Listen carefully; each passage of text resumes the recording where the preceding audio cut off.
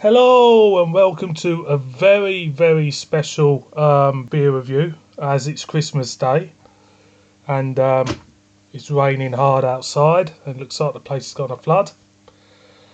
This this review, I'm a bit lost for words here. This review is a bit special, and I'd like to thank Panikos for sending me this one.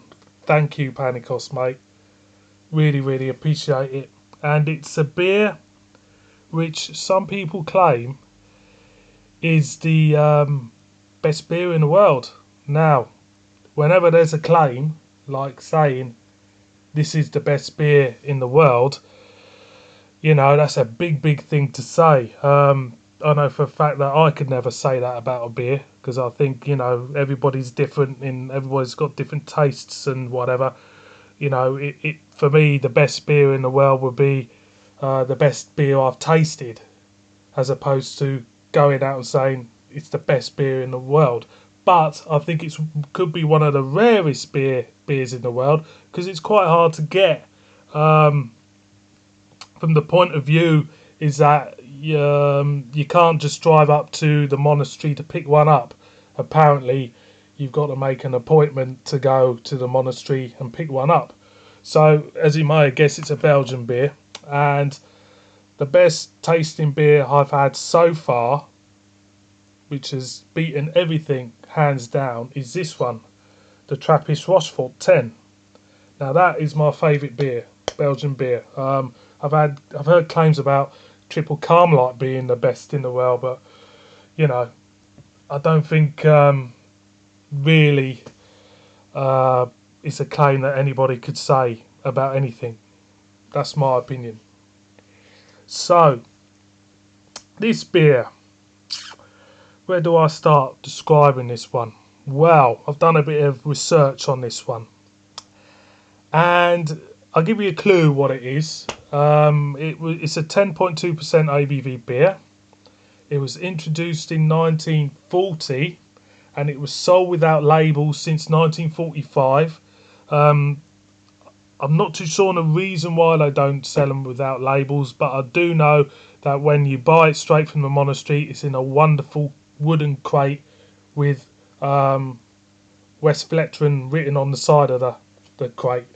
In 2005, it was highlighted as the best beer in the world by numerous websites, numerous beer critics, and everything like that.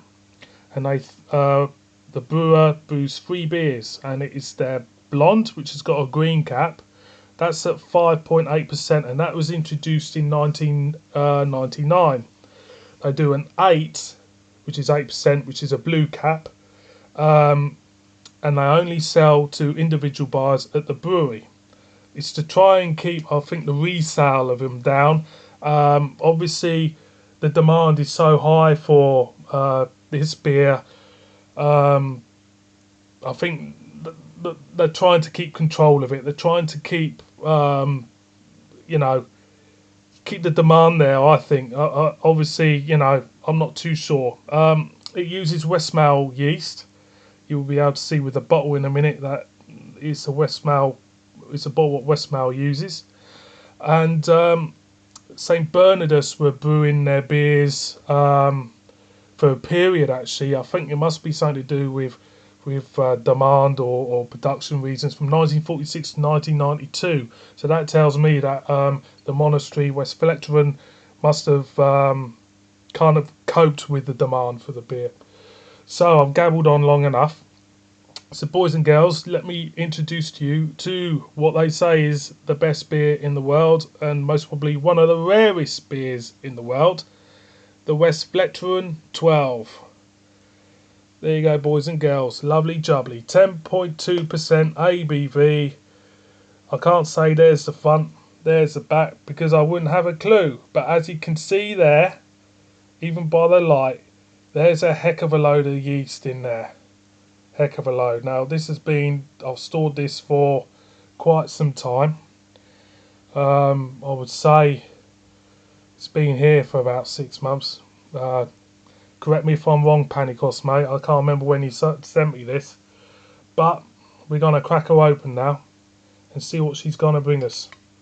So she's open, and there is the special crown. All the data, what it needs to be, is on that crown. Now, in America, I've noticed that they've had the label put on Westvleteren 12. I'm not too sure why. Let me know. I'd like to know. So, let's see what we get from the nose. And there's a real bready brandness with a hint of cherry there as well. Real cerealness going on there. Oaty even. So it does smell, it does smell nice. So let's pour out. Dinky glass. Be careful here, boys and girls. And I'll just pour a little bit out. 10.2% ABV. And there she is. The best beer in the world. Well, it's not Carlsberg, is it? Probably the best lager in the world. I don't think so, not. I'll put that back on. Stick that over there. Like you do. So, there she is. The world's greatest beer. According to some. So let's give her a swirl. And you can see by the lacing of the beer, it looks very, very smooth. It looks divine actually. You won't be able to see that, but I can see plenty of. Let's get that glare off. Plenty of carbonation coming through there. And there you go, boys and girls. Probably the best beer in the world. Not. I like the little razzle dazzle here from the light. It's like a dream sequence from something, So let's see what we get. Little bit of alcohol presence, bit of clove. There is a cherryness there. A hint of toffee there. And again, there's the real cerealness going on there about it. So, looking forward to this one. I'm taking my time, as you notice. Haven't really drunk much yet this Christmas, so I might as well start with the best beer in the world. If you know what I mean. So I'm just looking at it. It does look an object of beauty, It really does. Beautiful, beautiful carbonation there and bubbles and stuff, and you know what I mean. So I'm going to make a toast to my mate Panicos. Cheers for giving me this one, mate. I think I'm going to like this one, if you know what I mean.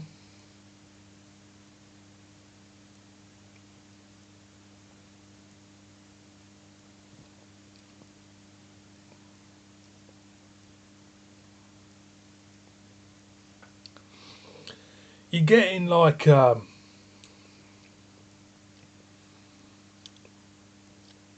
bitterness, like even like a sourness there at the beginning, like a doughness about it. There is an oatiness about it there as well. Just going again.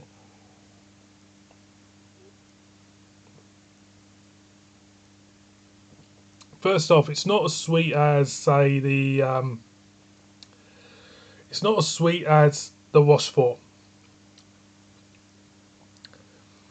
To be honest, this needs to be kept another couple of years for it to really develop, I think. I think I'm having this one too early. Because it's not as smooth, I don't think, as a Rochefort. Do I like this beer? Of course you like this beer. It's the best beer in the world,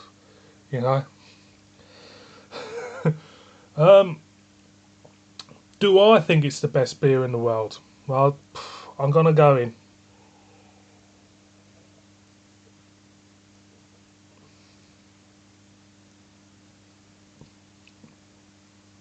I could see why some people would say it. Is it because it's hard to get? Yes, it's hard to get.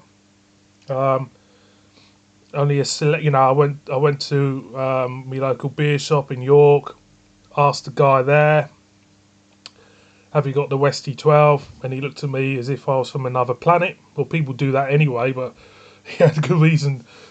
He said, "No, no, no, you won't be able to get the Westie 12." He goes, "You know, even I can't get one." Well, so I didn't know what he meant by that, but 2 years fermenting, I think this beer would be bang on. I'm having this slightly, I think, a little bit too early. So I can only judge it on what I'm drinking now. So, this is my favourite, the Westvleteren. I think that is smoother. Whether I rate um, the Westvleteren, the Westie 12 to anything else, oh, it's world class. Shadow of a doubt, it's world class. Do I think it's the best beer in the world? I'm not going to say it's the best beer in the world. I think it would be totally unfair to say that because it's a big thing to say. And really, the way I look at it, you can't really say a beer is the best beer in the world if you haven't tried every beer in the world. And on that score, I'm going to have to say, get a hold of one, um, keep it for at least 2 years, crack it open. Hopefully, I'll be able to get another one of these and age it for 2 years, see what it'd be like in 2 years' time, then maybe judge it for myself. But for someone to say this is the best in the world, big, big, big tall order for me. Big, big tall order. So, leaving it on that note, I'll just give you because usually I'll show the label at the end of my review to say, yeah, boys and girls, here, boys and girls, go and get it. So I've got to give you the top because I haven't got a label. Boys and girls, Trappist Westvleteren 12. There you go, at 10.2% ABV. Go out and buy one, but you won't get it from your local co-op.